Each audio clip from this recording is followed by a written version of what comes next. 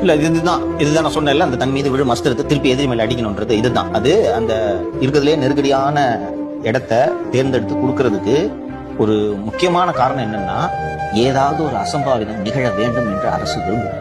அது போல் ஏதாவது அசம்பாவிதம் நடக்க வேண்டும் என்று இவர்கள் விரும்புகிறார்கள்.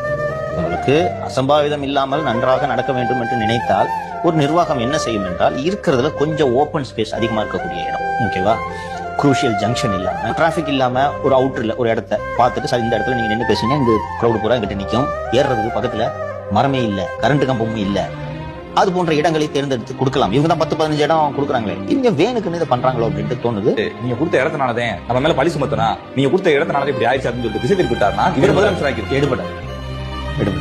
நமக்கு ஒரு வாதத்துக்கு சொல்றேன், ஏதோ நான் ஒரு பையன் பேசுறேன், ஓகேவா, நம்மளோட சிம்பத்தி அந்த பையன் மேல போகுமா, வேணுக்குன்னு இவங்க அந்த நெருக்கடியான இடத்த கொடுத்து இப்படி பண்ணிட்டாங்கன்னு போகுமா?